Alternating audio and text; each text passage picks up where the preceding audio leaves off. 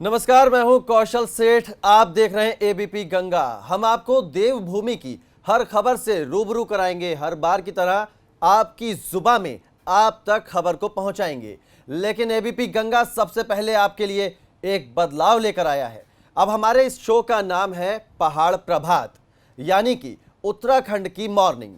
इस खास अंदाज और नए बदलाव के साथ एबीपी गंगा हाजिर है खबरों के बड़े पिटारे के साथ। आप देखते रहिए पहाड़ प्रभात। तमाम खबरें दिखाएंगे, लेकिन पहले उत्तराखंड का कोरोना अपडेट। हरिद्वार में 9 साल का बच्चा कोरोना पॉजिटिव मिला है। बड़ी खबर आपको बता रहे हैं। हरिद्वार में 9 साल का बच्चा कोरोना पॉजिटिव मिला है। बड़ी खबर आपको बता रहे हैं। उत्तराखंड में 401 हो गई है कोरोना मरीजों की संख्या। और बड़ी खबर यह है कि हरिद्वार में आज 9 साल का एक बच्चा कोरोना पॉजिटिव मिला है। कल 51 लोगों में कोरोना की पुष्टि हुई थी और आज ये बड़ी खबर आ रही है, जहां हरिद्वार में 9 साल का बच्चा कोरोना पॉजिटिव मिला है। कल 51 लोगों में हुई थी कोरोना की पुष्टि और अब बड़ी खबर यह है कि हरिद्वार में 9 साल का बच्चा कोरोना पॉजिटिव मिला है। और इसके साथ देवभूमि में कोरोना मरीजों का आंकड़ा 401 हो गया है। रवि कैंतुरा हमारे संवाददाता इस खबर पर ज्यादा जानकारी के साथ जुड़ गए। रवि, मरीजों का आंकड़ा तो बढ़ रहा है, लेकिन अब छोटे छोटे बच्चे भी इस कोरोना का शिकार हो रहे हैं। हरिद्वार में 9 साल का बच्चा कोरोना पॉजिटिव मिला है। हाँ जी, बिल्कुल आपने सही कहा। और जो है कल अगर हम पहले देखें तो पहले जो रिपोर्ट आई थी तो 51 मरीज आए थे कल कोरोना के। और एक मरीज जो है देर शाम जो हरिद्वार में 9 साल का बच्चा को कोरोना पॉजिटिव आया और इस तरीके से बच्चों की संख्या वो 401 हो गई है।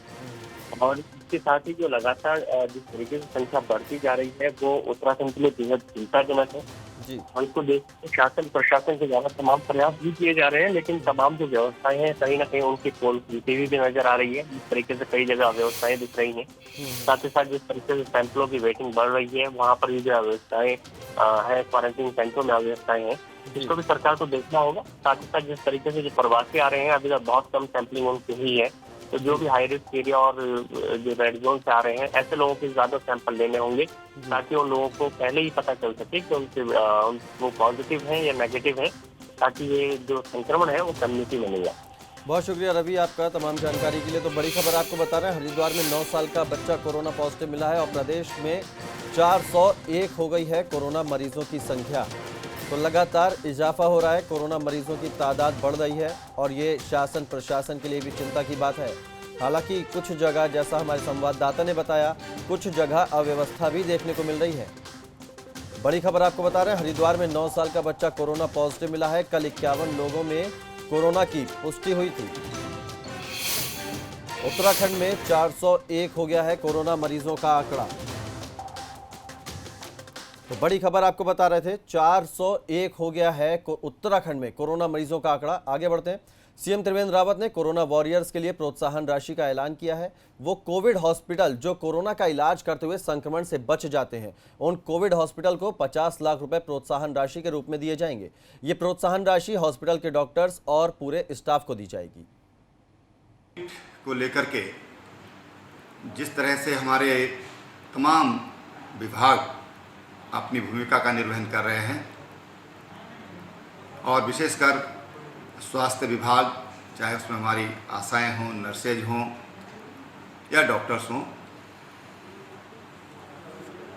हमने कल एक घोषणा की है। कोई भी कोविड हॉस्पिटल अगर उसमें हमारे जो कर्मचारी हैं या कोविड वॉरियर्स हैं, अगर वो संक्रमण से बचते हुए और संक्रमितों का इलाज कर रहे हैं तो उस अस्पताल को प्रोत्साहन के लिए 50 लाख रुपया दिया जाएगा। ये उन वॉरियर्स के लिए है जो अपनी जान जोखिम में डाल करके और हजारों लोगों की जान बचाने का काम कर रहे हैं। देहरादून में कैबिनेट मंत्री सतपाल महाराज का घर सील कर दिया गया है। कोरोना की वजह से सतपाल महाराज के घर को सील किया गया है। आपको बता दें कि 19 मई को कई लोग दिल्ली से सतपाल महाराज से मिलने आए थे, जिसके बाद प्रशासन ने सभी को क्वारंटीन किया था। लेकिन क्वारंटीन होने के बावजूद सतपाल महाराज कैबिनेट की मीटिंग में गए। 21 मई को उन्होंने कैबिनेट की मीटिंग में हिस्सा लिया था। अब 4 जून तक वो अपने घर में ही रहेंगे।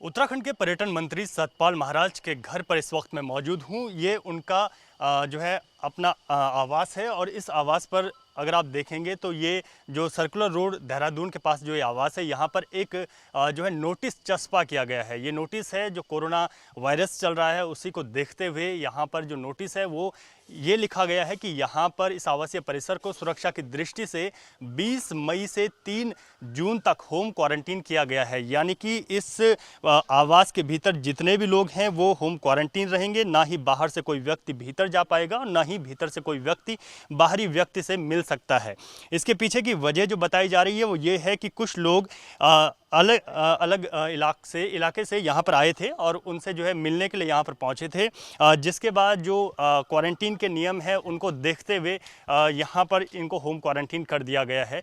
इसके पीछे की जो वजह है वो यही फ़िलहाल जो है सामने निकल कर आई है कि जो लोग यहाँ पर बाहर से आए थे उनको संस्थागत क्वारंटीन किया जाता है या फिर होम क्वारंटीन किया जाता है। लेकिन सवाल ये उठना लाजमी है कि सतपाल महाराज उस दिन कहाँ थे जिस दिन तमाम लोग उनसे मिलने यहाँ आए थे। और एक सवाल ये भी है कि जहाँ खुद प्रधानमंत्री Narendra Modi stay at home की बात कर रहे हैं कि आप अपने घरों पर रहिए, तो उस दौरान जो है ये लोग जो है महाराज से मिलने कैसे जो है देहरादून पहुँच सकते हैं। सवाल ये भी है कि अब सतपाल महाराज जो है अपने सरकारी आवास पर चले गए हैं जहाँ से वो अपना कामकाज संभाल रहे हैं, लेकिन अगर वो अपने जो लोग उनसे मिलने आए थे उनसे मिले हैं या नहीं मिले हैं, इस पर भी अभी प्रशासन को जवाब देना होगा। हालांकि जो है प्रशासन ने अपनी कार्रवाई करते हुए यहाँ पर नोटिस ज़रूर चस्पा कर दिया है, लेकिन मैं आपको ये भी बता दूं कि कुछ ही देर पहले यहाँ पर पुलिस पहुंची है, जिसके बाद उनको खुद ये जानकारी प्राप्त हुई है कि यहाँ पर नोटिस चस्पा कर दिया गया है।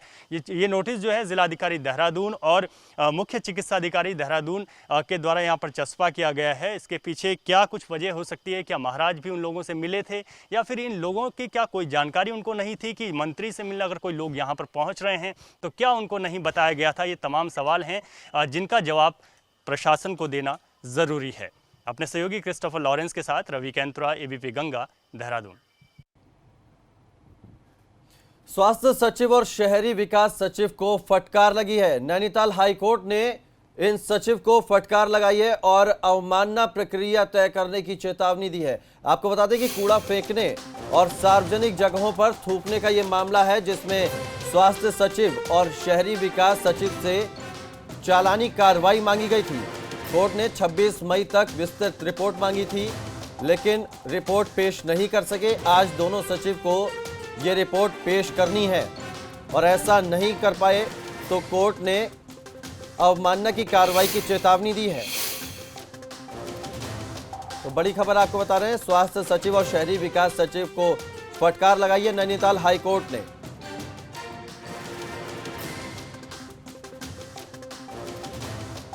उच्च न्यायालय नैनीताल में कूड़ा फेंकना एवं थूकना प्रतिषेध अधिनियम 2016 के अंतर्गत जो उत्तराखंड में कोई भी कार्रवाई नहीं हुई है लोगों के थूकने पर, लोगों के गंदगी फैलाने पर, और इसका जो एक बहुत बुरा प्रभाव पड़ सकता है कोरोना के पेंडेमिक पर, उसको लेकर जो दाखिल की गई थी जनहित याचिका कि इस 2016 के अधिनियम के तहत चालानी कार्रवाई की जाए और लोगों को दंड दिया जाए अगर वो कोरोना को फैलाने में अपनी गंदगी से जो है मदद कर रहे हैं। इसके ऊपर जो जनहित याचिका थी वो सुनवाई पर आई और आज की तारीख तक माननीय स्वास्थ्य सचिव और माननीय शहरी विकास सचिव को महोदयों को आज अपनी अपनी रिपोर्ट दाखिल करनी थी कि इस 2016 के एक्ट के तहत जो उन्हें चालानी कार्रवाई करनी थी लोगों पर, वो उन्होंने क्या करी। लेकिन आज जब मामला सुनवाई पर आया तो दोनों की ओर से यह रिपोर्ट नहीं दाखिल कर पाए वो दोनों, और इस पर माननीय उच्च न्यायालय ने एक बहुत गंभीर रुख लिया और यह भी कहा कि उन पर अवमानना की कार्रवाई भी हो सकती है।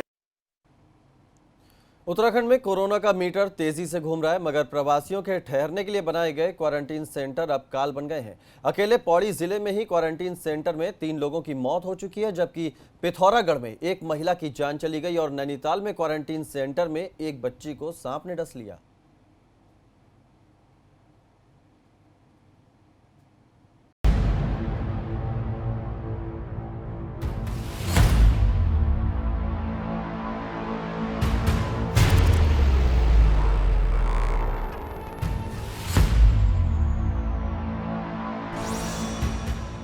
मौत के क्वारंटीन सेंटर।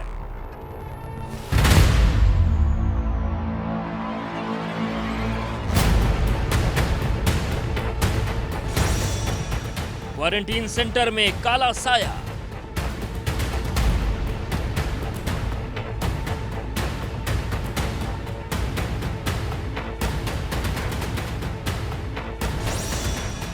प्रवासियों को मौत के मुंह में किसने धकेला?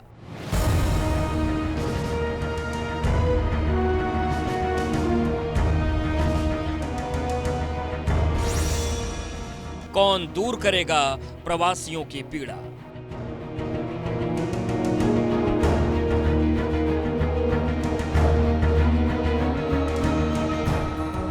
प्रवासियों को देवभूमि लाकर उत्तराखंड सरकार भले ही अपनी पीठ ठोक रही हो, मगर क्वारंटीन सेंटरों की जो डरावनी सच्चाई आज हम आपको बताने जा रहे हैं, उसे सुनकर आपके होश उड़ जाएंगे।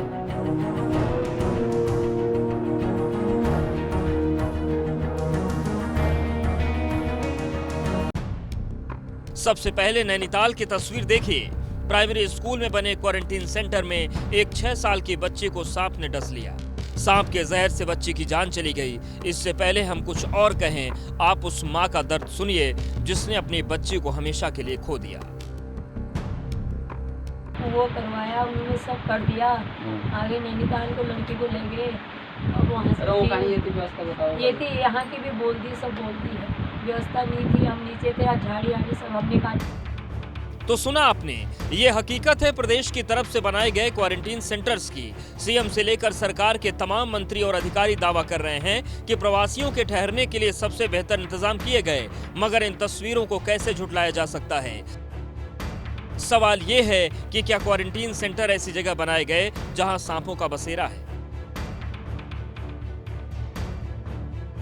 हैरानी होती है सरकार के दावों पर, हैरानी होती है प्रशासन की तैयारियों पर, हैरानी होती है उन नेताओं पर जिन्हें जनता ने अपना रहनुमा बनाया है।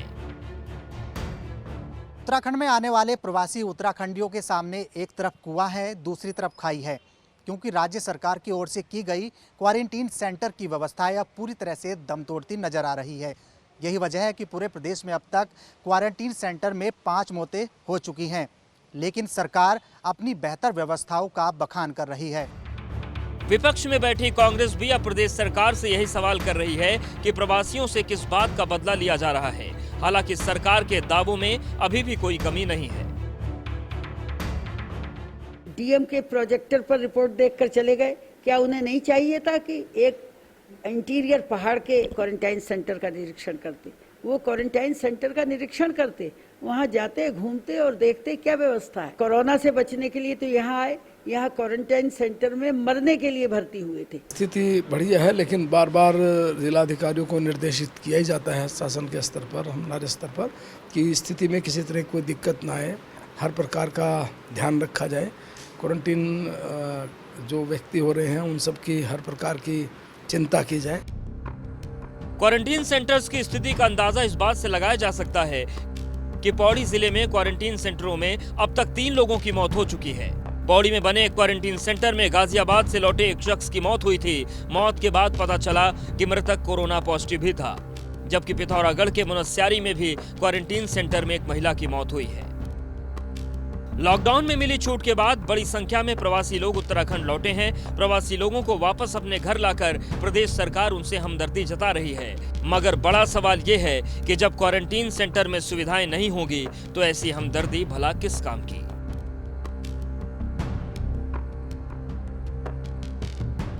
राज्य के अलग अलग क्वारंटीन सेंटर में हुई 5 मौतों में से एक मौत उस 6 साल की मासूम बच्ची की है जो दिल्ली से नैनीताल पहुंचना चाहती थी, लेकिन क्वारंटीन सेंटर में एक सांप के डसने के कारण उसको अपनी जान से हाथ धोना पड़ा। अब लगातार क्वारंटीन सेंटर में मौत के आंकड़े बढ़ते जा रहे हैं, लेकिन बड़ा सवाल यह है कि सरकार चेतना क्यों नहीं चाहती है। अपने सहयोगी कैमरामैन प्रमोद वाजपेयी के साथ विनोद कुमार, एबीपी गंगा, देहरादून। एक छोटे से ब्रेक लिए रुक रहे हैं। पहाड़ प्रभात में खबरें आगे भी जारी हैं।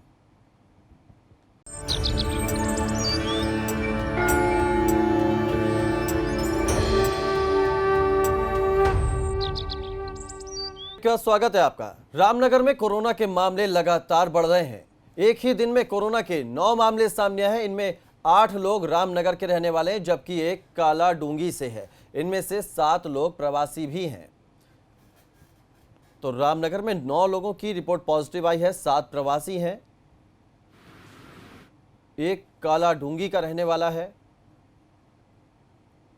लगातार कोरोना के केस बढ़ रहे हैं और रामनगर में एक ही दिन में 9 लोगों की रिपोर्ट कोरोना पॉजिटिव आई है।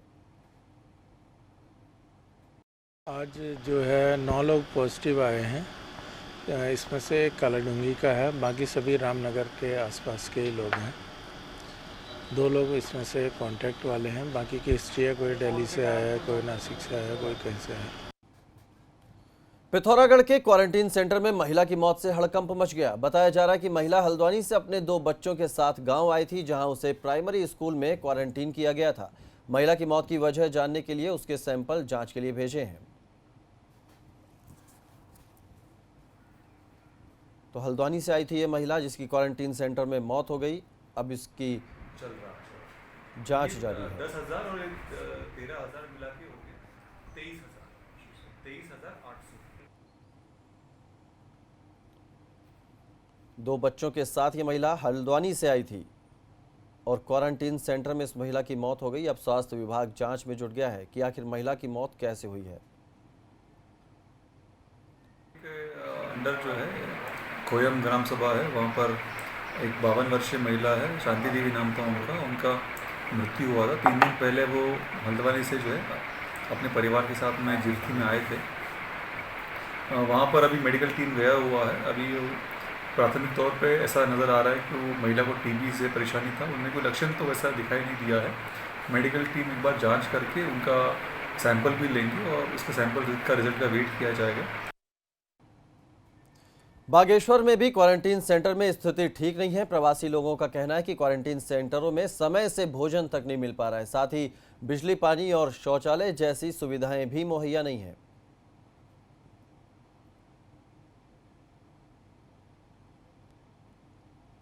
खाने की व्यवस्था भी आज हम लोगों ने यहाँ पर जायजा लिया है। लोग इस समय भोजन ही कर रहे हैं अपने दिन का। तो जो खाने की व्यवस्था है, चाहे चावल हो, मिक्स दाल हो, अचार इत्यादि है, तो लोग इससे संतुष्ट हैं। और जहाँ तक कुछ बातें हैं कि कल में कुछ कमियाँ रह गई या अर्ली मॉर्निंग वाले जो चाय में कुछ कमियाँ रह गई हैं, तो उसको सुधारने के लिए हम लोगों ने संबंधित जो आपूर्तिकर्ता है उनको निर्देश दे दिए हैं। पौड़ी में महाराष्ट्र से लौटने वाले प्रवासी लोगों के ठहरने के लिए अलग से क्वारंटीन सेंटर बनाया गया है। दरअसल महाराष्ट्र से आने वाले प्रवासियों में कोरोना संक्रमण की संभावना सबसे ज्यादा पाई गई है, जिसे देखते हुए शहर से दूर एक ग्रामीण क्षेत्र में केंद्रीय विद्यालय की नई बिल्डिंग में प्रवासियों के लिए क्वारंटीन सेंटर बनाया गया है। इस सेंटर में सिर्फ महाराष्ट्र से आने वाले प्रवासियों को ही रखा जाएगा।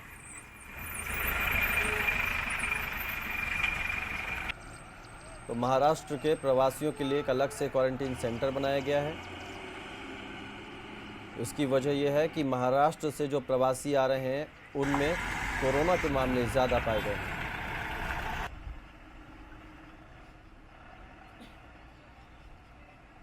तो उत्तराखंड में लगातार कोरोना के मामले बढ़ रहे हैं। ऐसे में तमाम तरह के एहतियात बरते जा रहे हैं।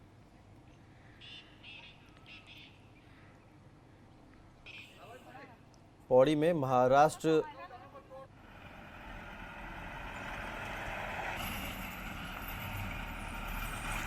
टिहरी के नए डीएम मंगेश घिल्डियाल ने कामकाज संभाल लिया है। जिले में कोरोना के 25 मामले सामने आ चुके हैं, जिसे देखते हुए डीएम ने कहा है कि अब युद्ध स्तर पर काम किया जा रहा है। जिले के एंट्री पॉइंट मुनि की रेती में होटलों में क्वारंटीन सेंटर बनाए जा रहे हैं और वहां से आने वाले लोगों को पहले वहीं क्वारंटीन किए जाने की व्यवस्था की जा रही है।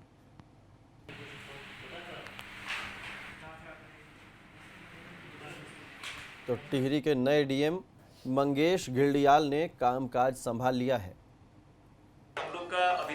प्लानिंग है। जैसे मैंने आपसे कहा कि जो भी रेड जोन से डिस्ट्रिक्ट में आ रहे हैं, हम लोग अब ये विचार कर रहे हैं कि उन सब लोगों को हम इंस्टीट्यूशन क्वारंटीन करें। उसके लिए हम लोगों ने होटल्स, धर्मशालाएं, गेस्ट हाउस सबसे वार्ता कर ली है।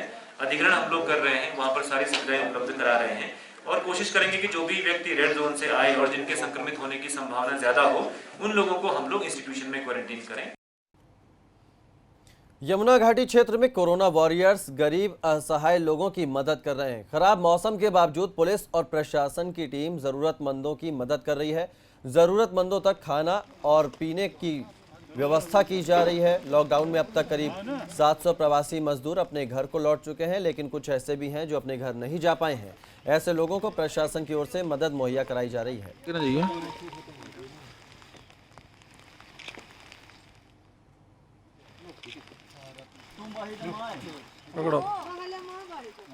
हाँ, ये जो लॉकडाउन की वजह से जो है कुछ लोग ऐसे जो सड़क के किनारे जो निवास है, जिनका अपना ये अपनी झुग्गी झोपड़ी वाले हैं और अपनी औजार बनाते हैं ना, तो ये लोग जो हैं बाजार बंद होने की वजह से इनको पास जो खाद्यान्न की बहुत असुविधा हो गई। इसमें जो है जैव ग्रुप, शासन और पुलिस प्रशासन, हम सभी लोगों ने जो है सहयोग से जो है इन लोगों को जो है खाद्यान्न वितरित किए हैं। लॉकडाउन के बाद से विदेशों में फंसे उत्तराखंड के लोगों को वापस लाने की कवायद चल रही है। वंदे भारत योजना के तहत इन लोगों को वापस लाया जाएगा। इसके लिए विशेष फ्लाइट्स संचालित की जाएंगी। हालांकि फ्लाइट्स का खर्च खुद प्रवासी लोगों को उठाना होगा। तो विदेश से वापस जो लौटेंगे प्रवासी, उनके लिए व्यवस्था की जा रही है। हालांकि फ्लाइट्स का खर्च खुद प्रवासियों को उठाना होगा।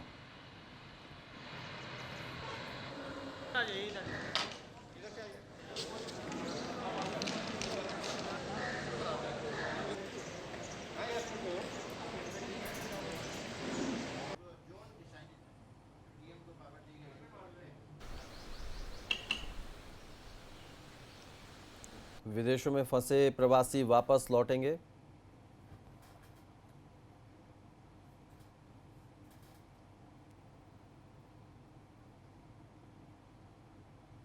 देखिए, वंदे भारत योजना क्या है, जो विदेश में लोग हैं अब उनके लिए एक फ़्लाइट ऑपरेशन शुरू किए गए हैं। उन फ्लाइट से लोग आ रहे हैं। भारत सरकार ने डेजिग्नेटेड प्लेसेस कर रखी हैं जहां पर इनको जो है वो रोका जाता है और 14 दिन का क्वारंटीन किया जाता है। वहां से 14 दिन के क्वारंटीन के बाद वो क्वारंटीन सर्टिफिकेट लेकर के रिस्पेक्टिव जगहों पर आ सकते हैं और उसके बाद फिर वो होम क्वारंटीन रहेंगे, क्योंकि 14 दिन ऑलरेडी वो इंस्टीट्यूशनल क्वारंटीन करके आते हैं।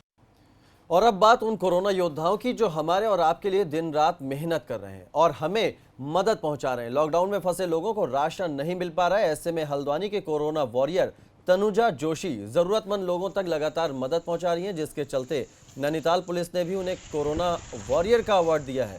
आपको बता दें कि तनुजा जोशी ने अभी तक 3000 से ज्यादा लोगों को राशन मुहैया कराया है। तो देश सेवा में जुटी कोरोना वॉरियर तनुजा जोशी अब तक 3000 गरीबों को राशन मुहैया करा चुकी हैं।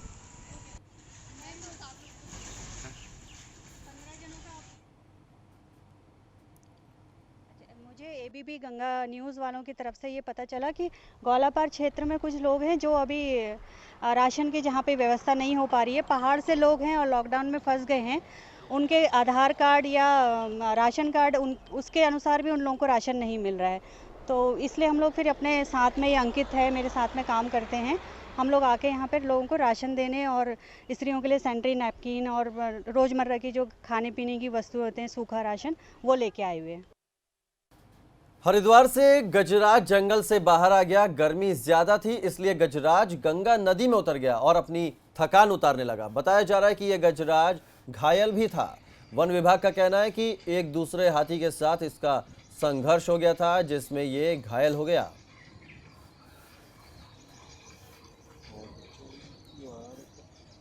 तो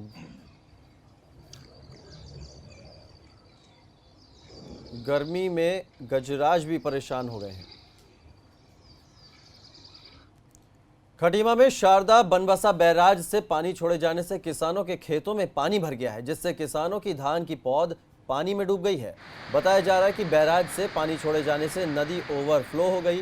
पीड़ित किसानों ने सरकार से फसल के नुकसान के मुआवजे की मांग की है। तो बैराज से पानी छोड़ा गया जिससे शारदा का पानी ओवरफ्लो हो गया और किसानों के खेत में भर गया। अब किसान मुआवजे की मांग कर रहे हैं। खटीमा की ये तस्वीरें।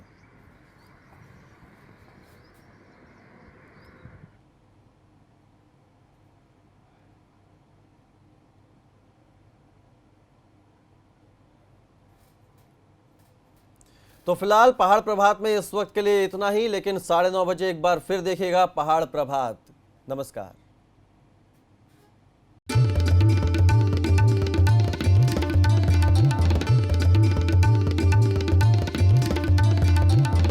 आप देख रहे हैं एबीपी गंगा, खबर आपकी, जुबान आपकी।